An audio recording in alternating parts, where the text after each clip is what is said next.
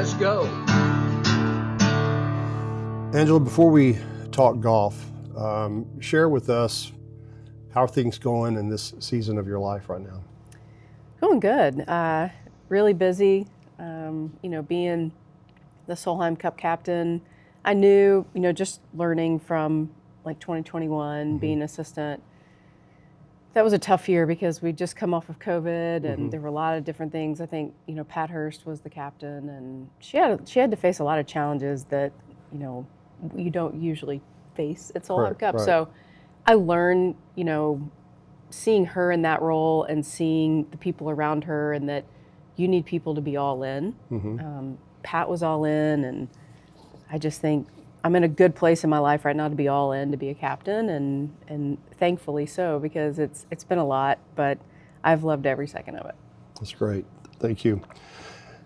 You and I have known each other for a long time. I'm very grateful for that. Has there been anything that has surprised you the most after becoming a Solheim Cup, your journey or relationships or anything? Is there anything that's really surprised you? No, I think the thing that I'm pretty proud of is that I tried to establish relationships along the way. I think, to have this opportunity to be a captain, you needed to keep relationships and build relationships and get to know a lot of different people in the organization and trying to get to know the players. And I think that's my mother in me, that, my mom was really good at getting to know people and establishing relationships. And I wasn't always very good at that, but I think I've just slowly done that throughout my career. And so thankfully I have a little bit of my mom in me, and that's served me well up to this point. I like that. When you look back at a young Angela growing up in the state of Texas, would that young Angela ever dream that life would lead her to this point? It sounds weird, but I think yes. Good. Because I was very much a team player. Like, I love team sports, and golf kind of gave me, I always said golf was a tool. Golf was a tool to help me get different places in my life. But there was still that part of me that loved being on a team and so, I would think the younger version of me would hope and, that I would end up being a captain someday. Do you think there's a part of your personality that maybe golfers don't understand or misunderstand, or do you feel like sometimes you're ever misunderstood by fans or golf writers? Yeah, early on in my career, I felt extremely misunderstood because I would go to the golf course and that was my place of business. Like, that's where I was supposed to be working, and I did that, and I wasn't real social. That's not really part of my personality to be very social. I enjoy being around people, but if you're there to work, you work. Correct. And I struggled with that because everybody thought that I wasn't having a good time or I wasn't having fun, but I was. That was my version of fun, is working really hard, and it actually really helped. At the time, I was working with Mike Wright at Shady Oaks, and he said, look, and we had talked about this one day, and he said, I tell you, the one person that would be really proud of you would be Mr. Hogan. Yes. And so I thought, okay, well, that made me feel better, because it's like, it's okay to want to do your job well. And, so that, I think that's where I felt misunderstood sometimes.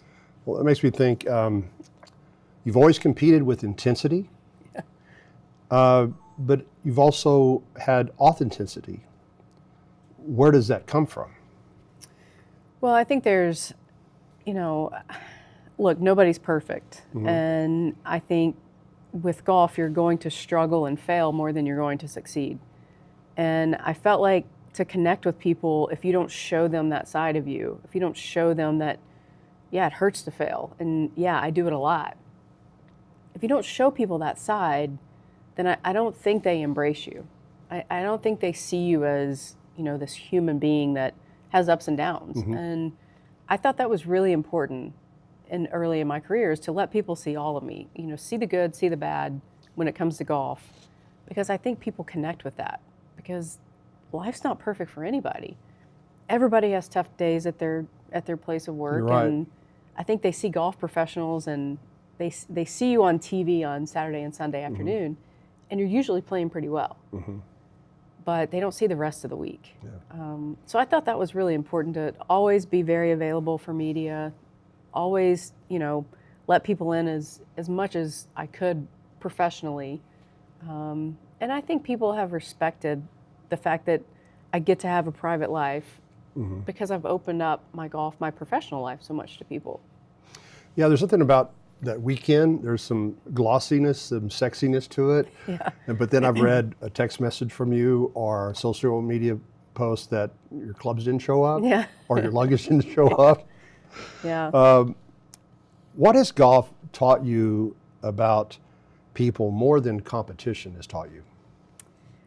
Well, it is true. You can learn quite a bit about somebody on a golf course. Usually you're spending anywhere from 4 to 5 hours. You're going to see the good part of people and you're going to see the bad part of people. And I think it's how they handle those situations that tells you the most. And I'm one of those people that actions speak a lot louder than words. So you can tell me that, hey, I'm really nice and I enjoy being on the golf course, but then when you are slamming your club or, yelling, so I'm one of those, your actions always speak louder than words. Exactly. And so when you get to spend that kind of time with people, you really kind of see who they are. Yeah. Wow, Solheim Cup, leadership topics. So a passport down memory lane not too long ago, lunch with Betty Odell, Dover Hotel, phone call, take it from there. Yeah, so if you go all the way back to, so that would have been 2024, end of 24. We had just come off the Solheim Cup in Virginia. And usually by the end of the year, the committee meets to establish who the next captain's going to be. That's the past 3 captains, the player president, the commissioner, and I think an independent board director. And so if you remember at the time, the LPGA was going through finding a new commissioner. Correct. So we had an interim commissioner. Liz Moore was our head legal. She was filling in. So it was, we had rolled into 25. This was January of 25, and I hadn't heard anything. I had made everybody aware that I wanted to be a captain. And so I simply sent Stacy Lewis a text. I said, hey, and if I remember correctly, this was January 17th. Excuse me. So I send her a text and I say, look, good or bad, can you just tell me? If it's a no, it's a no. And now I can kind of move on. But I'd been waiting for so long and nothing, because I knew they were working on finding a commissioner. So I send her this text. I start driving down to the stockyards to meet Betty, and she calls me. Stacy calls me about nothing, no text back. And this is probably 25, 30-minute drive. Get into the restaurant, and then Stacy calls. And I'm like, well, and so I don't pick it up because I'm sitting there with Betty and get a text from Stacy, you need to pick up your phone. And I'm like, okay. I didn't want it. If it was a no, I wanted it through text. Right. I don't want to hear you tell me no. So I get up. I said, Betty, I'm so sorry. I have to go take this call. Walk outside, and Stacy's on the phone. She says, hey, I'm going to loop Liz Moore in the phone call. And I'm like, okay. I don't think they would call me to say no at this point. So Liz asked me if I would like to be a captain, and I just start bawling. I mean, it was excitement, it was relief, it was all of those emotions wrapped into one just coming out. And I never even got yes out. And she said, well, I'm going to take that as a yes. And I'm like, yes. By the time I could finally speak, I said yes. So then I go back in, and Betty could tell I'd been crying, and she thought something was wrong. Right, that's the natural reaction. Yeah, and I was like, no, it's good. And that was the other thing. They said, you can't tell anybody. Right. And I'm like, I'm sitting here with the person that, And there were a fair amount of other people in the restaurant. Yeah, but, Betty and Kathy, Kathy was the first Solheim Cup captain, and we lost Kathy and my mom in the same year. Mm-hmm. And it was just kind of like, it just felt like, I told her because it just felt like we weren't alone. Like it felt like Kathy was there, it felt like my mom was there. So I still get emotional about it because it was just, of all the times that I could get that phone call and of all the people I could be sitting with, it was really cool. Well, I appreciate you sharing. That's the one question that kept me up at night because I know that how authentic you are, and I had the pleasure of being around your mom and dad, and I'm very grateful for that, and grateful for her influence on you, and how we are the beneficiaries of that influence. Thank you.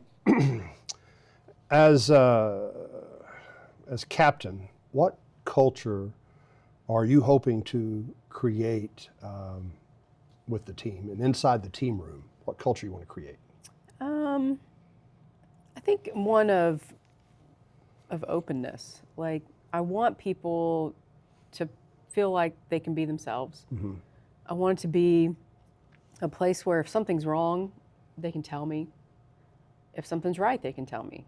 So I want to make them feel safe in this setting that they can be who they are and say what they want to say to me. I think that's, what people are finding out about me is I don't scare easy and you don't hurt my feelings. Like, and I've told my assistants that. If there's something you don't like, just tell me. Because I'm one of those that tell me up front. Because if we make a decision and we go all this way and it's not the right decision, and then you tell me at the end, well, I didn't really like that, that actually hurts me more. So I'm one of those that you can say whatever you want to You me. want to know where you stand. You want to know where they stand. Like I would much rather know now. So hopefully How refreshing. create an environment of like, hey, if there's something that's bothering you, tell me now. And then on the golf course, we're going to be gritty. Absolutely you are. I know that. What makes the Solheim Cup different from every other sporting event in professional golf? Oh, I'm learning it's like a soccer or football match on a golf course. There's people cheering and people singing, and it's that one time in golf where you can pick a side. And I think playing an individual sport, you can cheer for people, but you're cheering for one of 144. I mean, it feels like you can cheer for multiple players, but this is the one event that you choose a side. Like you're rooting for the Americans or you're rooting for the Europeans. And it's pretty clear cut. Yeah, that's good. What leadership qualities matter the most in a team event where personalities and emotions are so different? Well, authenticity. Yes. I think I need to be very consistent with who I am. I think that's the thing about great leaders is what I'm learning is you have to be consistent, like good or bad. I mean, you have to be the same in front of them all the time. And I hope that, I'm trying to be me for them. Like they're going to know, and I've been very honest about, I'm pretty intense and we're going to win. But at the same time, I want them to have some fun. But I think consistency, authenticity, I think those are the two things that I feel like I need to be for this team. Well, I see such a great benefit of you being you that those that are close to you know you, so they know what to expect from the first practice round to the first team meeting to a text message that has a little pepper sauce on it, Yeah.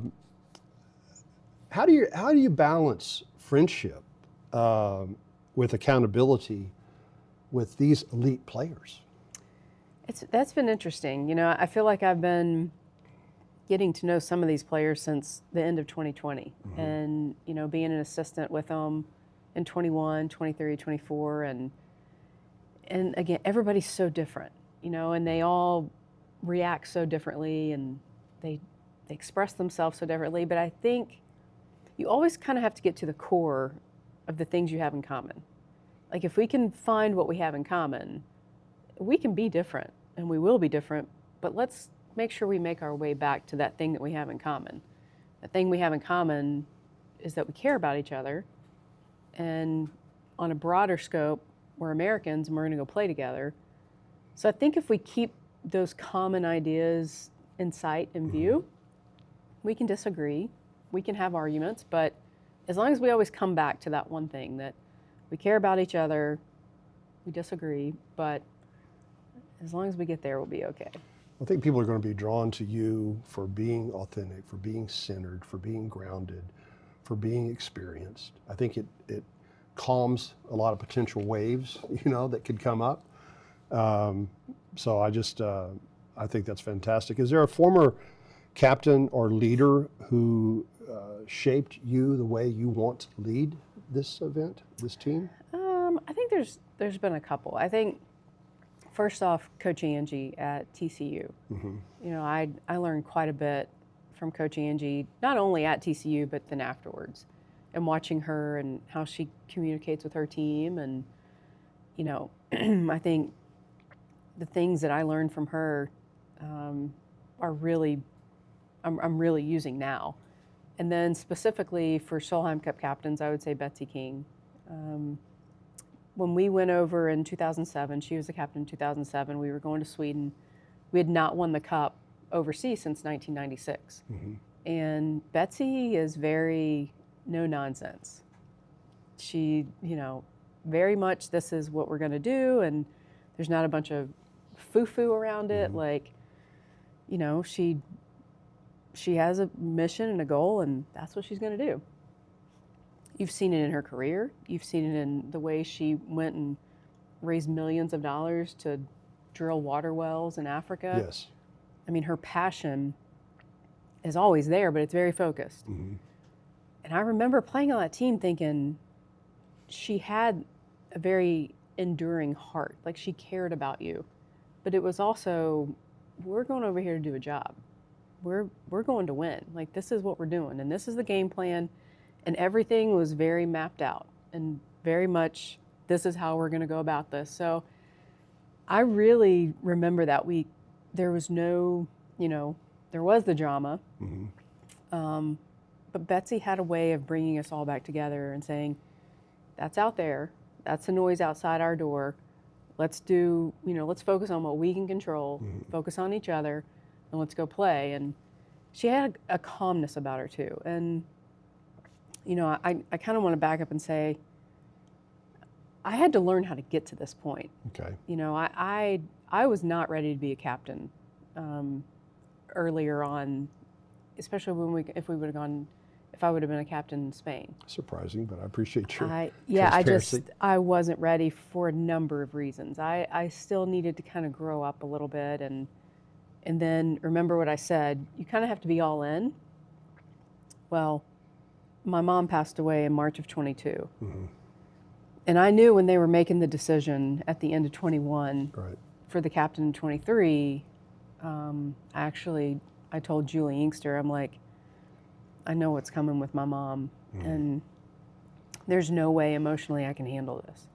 And thank goodness I didn't step up and, because they knew I wanted to be a captain overseas.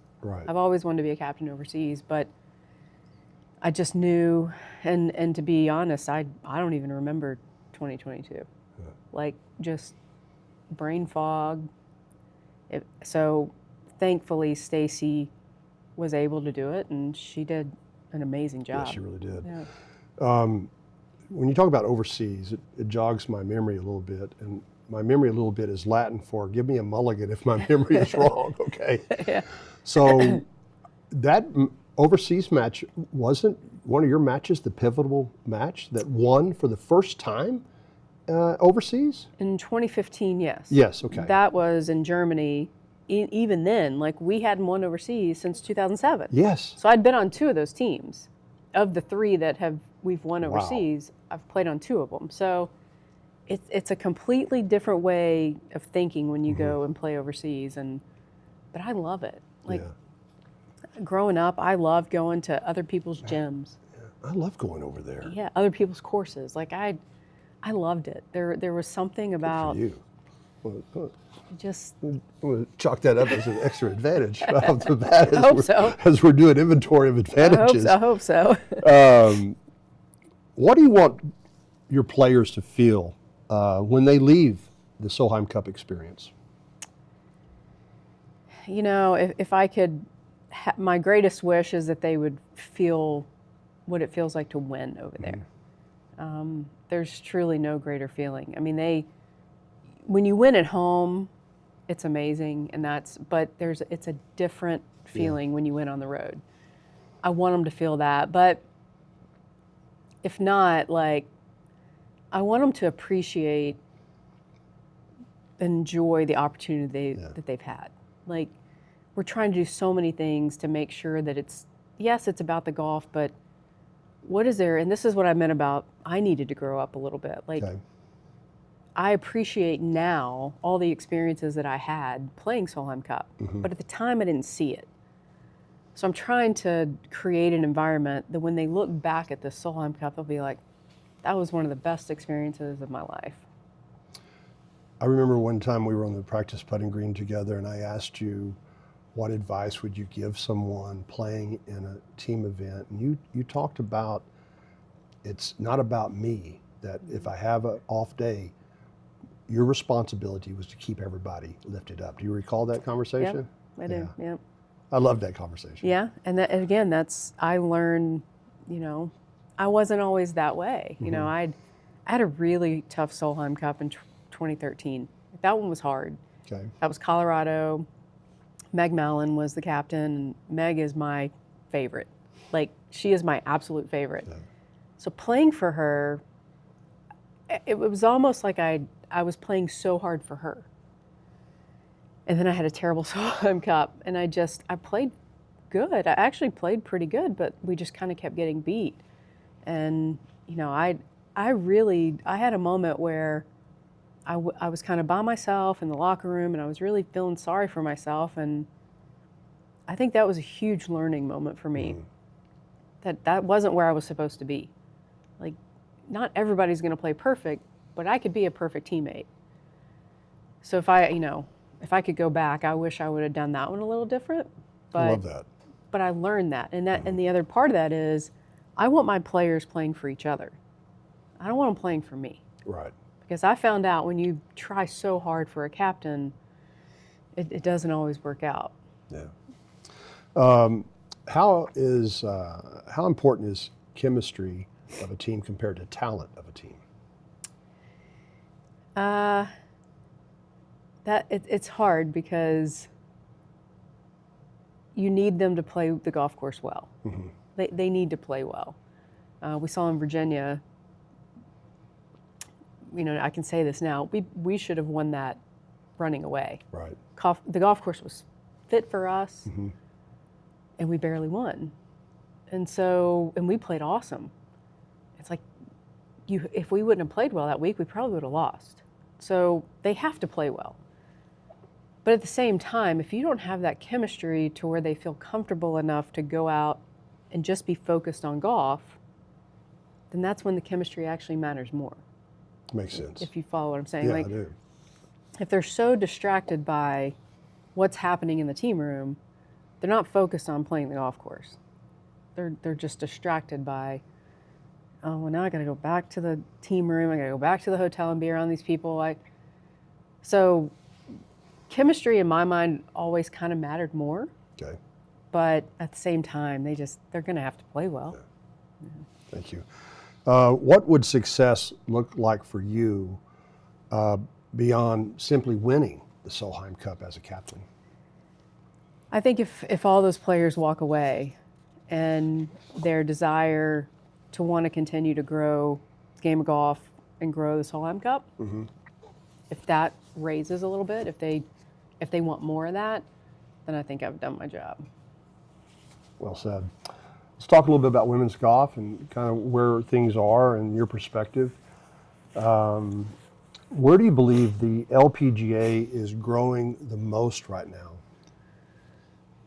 You know, I would say I don't think you can see it now, but I can feel like it is between social media and our TV partners. Like I think there's been a shift in, okay, we want more. We want to see more. Fans want to see us more. So there's that little bit of shift has happened. And I think when we look back 5 years from now, we're going to be like, that's when it happened. So I think it's happening. You just don't know it's happening right now. But being a part of it and seeing it from a different perspective, there's more on social media. Our coverage has gotten better, and it will continue to get better. Conversations I have with friends and family, and this is not to set up me being critical of any other associations, tours, sports. I'm just sharing with you what I hear quite a bit. The sponsors, the fans, they have great respect and admiration for the LPGA Tour. Mm-hmm. The openness, how they're approachable, the interviews. I do remember when, correct me if I'm wrong, I think I remember when Craig Can was leading the media side of LPGA. I think he was really encouraging the players to get engaged with social media. And I assume you hear the same enthusiasm on that subject. Yeah, and I mean, honestly, I think our players need to do more. Okay. They need to, kind of circling back to what I said earlier, they need to show people when they're hurting. Mm-hmm. Like they need to show people, if they lose on the 18th hole, as hard as it is, and this is where I always thought the locker room was important. If you lose on the 18th hole, go in, have a moment, but then come back and talk to somebody, like talk to the media, because that's great advice. That's what people want to hear. Yeah. But I think so many times these players think that I'm not going to say anything. I don't, because I'm emotional, I might say something I shouldn't. Okay, well, let's just take a minute. Correct. Like go cool off and come back. And I think we need more of that. We need some humility and authenticity. Like you need somebody to stand up there and be like, yeah, like that shot I just hit lost me the tournament. That hurt. Yeah. Like I didn't want to do that. And that's when you see the fans kind of embrace you and wrap their arms around you. And I don't know, we need a little more of that. They're on social media, but they're only showing all the good stuff. Yeah. And so we need that, the good and the bad. I like that. What excites you the most about the next generation of lady golfers? They're just so good. I mean, it used to be, it'd take you a couple years to kind of figure it out, figure out how to travel, but they're just so good so fast that I think, it's good for your tour. Like it used to be 20 people could win a tournament. Like when I first got out there, early 2000s, about 20 people could win. About midway through, I would say 2010, 2012, about 40 people could probably win. And now 60, 65 people have a chance of winning. Well, that's your cut line. Yeah, so exactly. Now it's like, if you're making the cut, you're one of those that probably has a chance to win. Now you may not that week, but just the talent level has skyrocketed. It seems like there's a combination of a tremendous amount of motivation and thirst to excel and do well, combined with the players today have so much information at their fingertips with the different, the TrackMan, the different data, physical training, nutrition, health. There's a plethora of things that players are lining up for, because if they give 1% better than everyone else, they're in that 65 making the cut. Yeah. Or they're on Sunday lifting a trophy or jumping in the water. Yeah. And I think, at the same time, they need to find a little balance. I just happened to turn on the PGA Championship yesterday morning, and I just kind of overheard the announcers. They were showing Rory McIlroy just hitting balls, and the one commentator said, sometimes he'll go off and just kind of figure it out on his own. No TrackMan, no teacher. He'll go figure it out. I think these players need to have a little bit of that. I think we're slowly moving into a time where if the TrackMan tells me this, if my trainer tells me this, if my agent tells me this, if my caddy tells me this, well, at what point do you have your own input? It's a lot of different caddies, a lot of different club selection you're choosing from. Like, who's in control here? I heard Lee Trevino say, he always says it's in the dirt. And watched he and Lanny Watkins do a press conference at the Nelson, and I may not get this right, so I don't want Mr. Trevino to get mad at me, but he said that his mental coach was his wife, telling him to play better.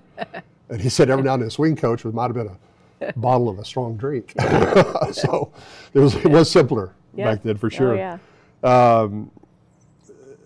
Well, we've talked a little bit about social media has changed professional golf. What advice would you give young girls who dream about playing professionally, but and they haven't made it yet? They're trying to get there. What advice would you give them?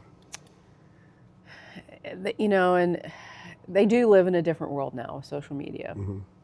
But I would tell them, like, it's okay to not always be on social media. Like, it's okay to work at your craft. It's okay to not show everybody that you're working at your craft all the time. When, like, I think they need to use all of these different tools that they have. Just be careful how they use them. And still, like, it just takes some ownership.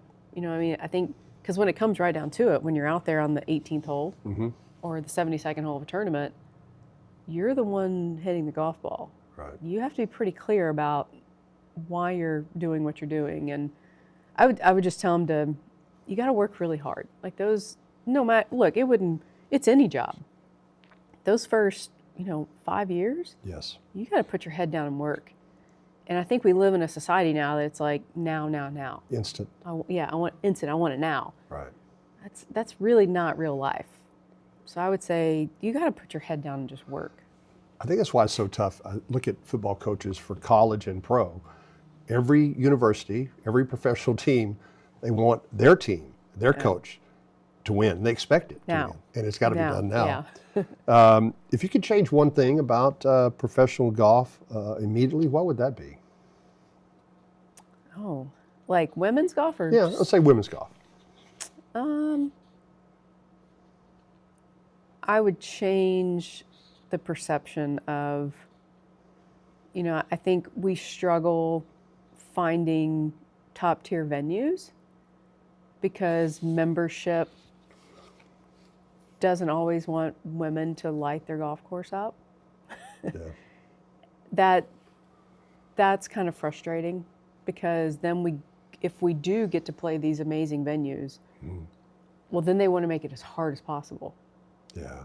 Well, I don't get that. That's not really growing the game in general. But I think for me, if I could change anything about women's golf, it would be that. Maybe just a little more access to the top tier venues and then having memberships that embrace us instead of like, well, we want you to be here, but we don't want you to play well. Yeah. We like having you here, but I need you to shoot like 2 under for the week. Oxymoron, because the object of the game is to go as low as you can. So, what happened with the setup for a 6 medium, 6 tough, 6 easy? Yeah, exactly. A balance. But if men were to come in and play, it'd be like, they'd love it if they, went really deep. So I don't really understand that perception. I don't get that. I wish I could change that. Your initial thoughts and experiences with new commissioner, Craig Kessler? I think he's great. I mean, he's working really hard. He is a hard worker. He hit the ground running. I like that, he's learned some hard lessons so far. Yeah. But he's owned them, and he kind of just keeps going. And I think that's part of the reason I like him is that authenticity. He has some humility to him. Hey, I messed up.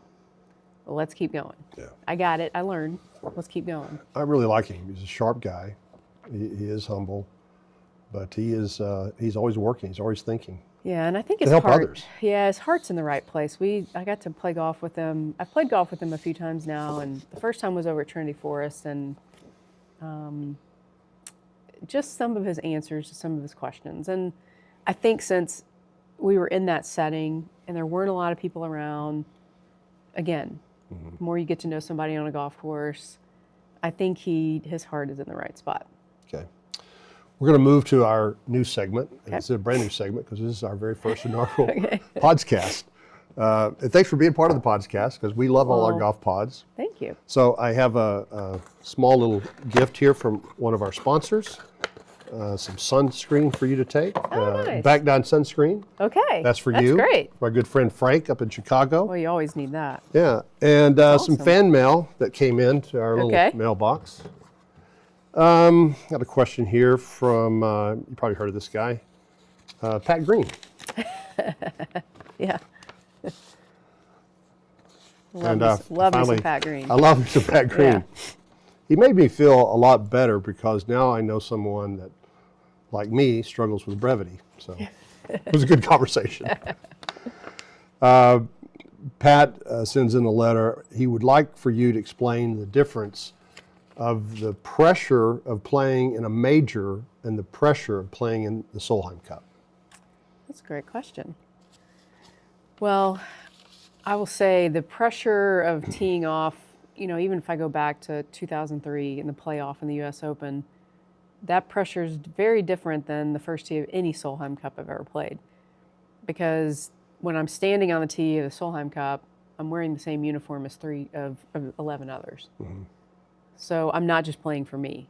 And that pressure is very different. Oh, significant. Yeah. So Well when said. I'm on the tee, on the, you know, teeing it up in the playoff in the U.S. Open, Mm-hmm. if I win or lose, that's on me.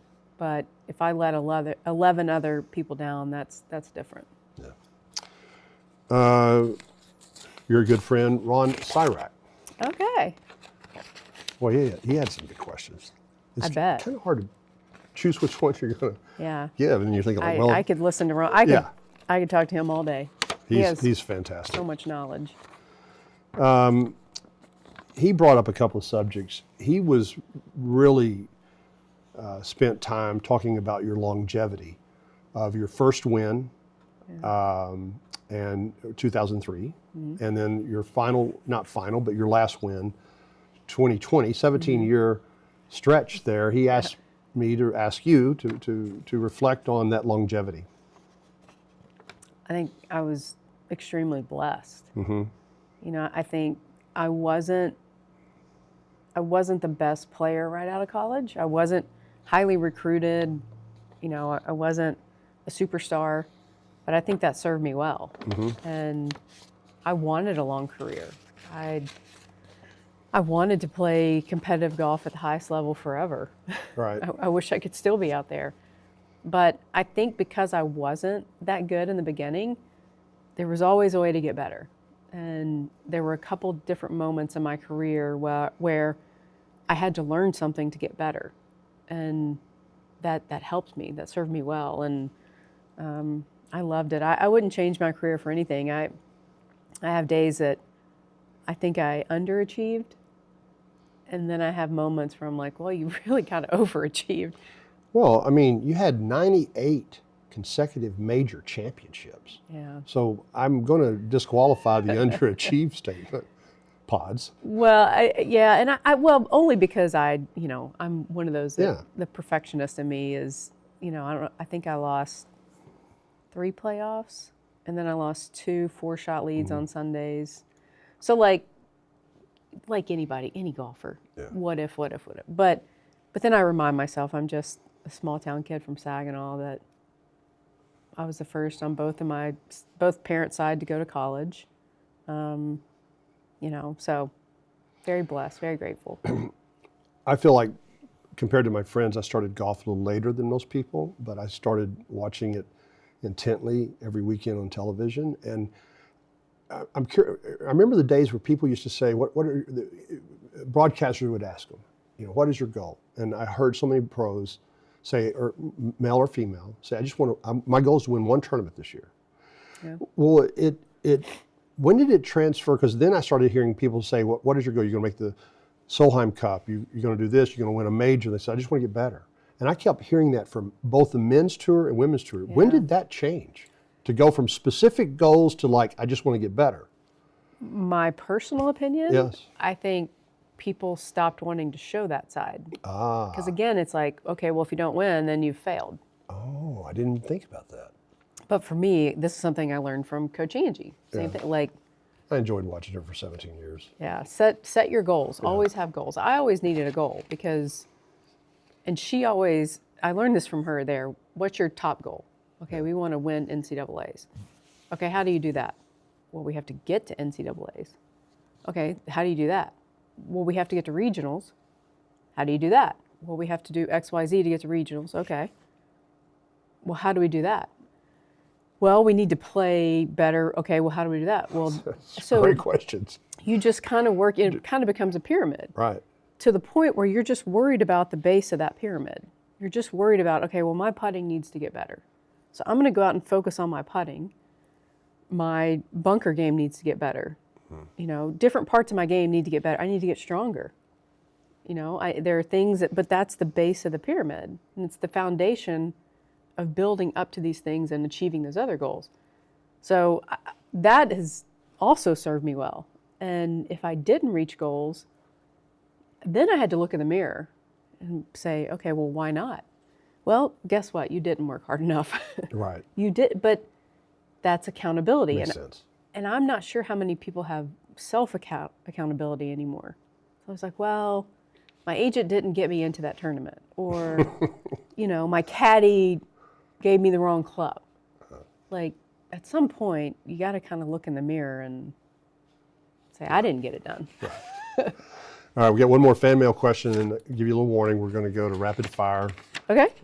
Love it. 2-minute call to the first tee here at the Hideout Club. All right. I know you appreciate this gentleman as well. Grant Boone. Wanted for you to reflect on your last win of 2020. Both your mom and dad were in attendance. Yeah, that was pretty special. And, you know, I remember that week because it was COVID and we were then playing in December. So it was like, I think I just turned 42 or 43. My birthday was November 28th, and that tournament followed that week. So it's cold. There were no fans out there. That never really bothered me. I know I don't want people to take this the wrong way, but yes, I love playing in front of people, but I'm just a competitor. Like, I could be out there playing by myself, and I'm still trying to see how you're grinding it out. Yeah. So no fans. It was cold. And every day I left the tournament, I remember thinking, gosh, they're just letting me hang around. Like, I'm still in this. And every day I left the course, I'm like, I'm still kind of in this. Like, and the course played different because it was a north wind. It was playing really hard. North wind is tough on that course. Yeah. Several shots harder. And it was cold, so the ball's not going anywhere into that north wind. And so I remember the Sunday I got there and I just, like, the front nine was okay, but the back nine I started kind of hitting shots that were some of the best shots I'd hit. And we're coming down 18, and I remember asking my caddy, because again, no leaderboards either. So we could look at our phones, but I always just told my caddy to do that. So I knew MB Park was ahead of me, and I was playing with Jin Young Ko, and we're going down 18, and we're standing in the fairway, and I missed the green left. And so I look at my caddy, and I said, okay, I need you to look at the leaderboard, because I need to know, do I need to get this up and down? Because it's not going to be an easy up and down.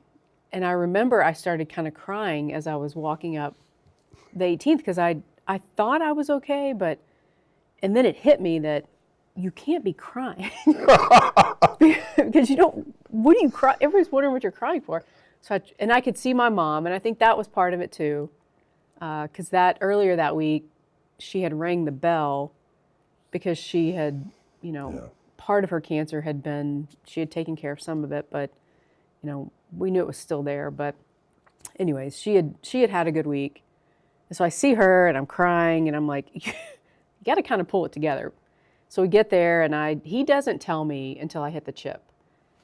And I hit a pretty good one and I said, okay, what do I need to do? He said, you can 3-putt. And I was like, oh, okay. Because I was so worried about MB Park because I knew, she's one of the greatest of all times. And I didn't know, because no leaderboard, I didn't know what she finished at. So I knew what Jin Young Ko was doing because I was with her. But You yeah, can three putt. you could three putt. And I was Yeah. like, oh, thank you, I'd Lord. love to hear those words someday. Yeah. You know? You can three putt to win from, it was like 8 feet. This has really been really good. We're going to do some more. We're going to do rapid fire. But I really am enjoying this so much. So rich. Me too. And very Very good. grateful. Yeah. All right. Rapid fire, 3 minutes.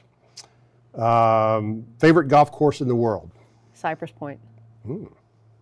Agreed. Most intimidating first tee shot you've ever faced? Oh, I mean, I don't know the specific course. It was any Solheim Cup. Yeah. And I just got to the point where I'm just swing hard. Right. Because you're kind of scared to make contact. The harder you swing, probably the better. Yeah. Funnest Solheim Cup memory that you can share here on the podcast? 20, Excuse me. I can do that too. 2015, being on the green on 17 when we won, and having that feeling of like everybody is celebrating on the hole that you just finished. That was pretty cool. Excellent. One player that you would love to have played alongside with from any era? Babe Harris. Yeah. Yeah. And She's Mr. special. Hogan, if I got to play with Mr. Hogan. Yeah. Those eras were so special. Yeah. They were so good. I would have given anything to play with Babe or just watch her. Yeah. Yeah. Excellent. What's one thing your friends know about you that golf fans would never guess? I'm really cheesy. I'm really cheesy. My friends give me so much crap. Playing the guitar after No, golf or tipping or Just like the things I say. Oh, and okay. I'm just cheesy. Okay. So if you and I were having a putting contest today, easy for me to say, I used to be a broadcaster, who wins the putting contest between you and me? Me right now. Oh, Not always, but Yeah. my putting's pretty good right now. I like it. Good answer. I'm not going to challenge you. Only because I know it's good right now. Man, I love putting. You know, I'm very grateful. You've unpacked so many rich stories and great wisdom. And I love what you mean to our community. I love what you mean to the golf community. I've known you for almost 18 years now. I love your influence from Kathy Witt and other players, and particularly your mom and dad. Yeah. You're just, I think that's one of the many reasons so many people you have so many wonderful fans, loyal and sincere fans, because you're loyal and you're sincere. Yeah. So, Well, thank you for having me. It's an honor to be your first. And yeah, ladies first is my motto. I really appreciate it. And thank you for continuing to do this. And I agree, there are so many stories to tell. And so it's going to be fun to follow and watch. All right, I appreciate it. Thank you very much, golfers, for listening to our first Fairway and Friends podcast. We'll have many more great guests coming your way. Look for us on social media. We'll be sending that information out. And until next time, I hope to see you in the fairway real soon.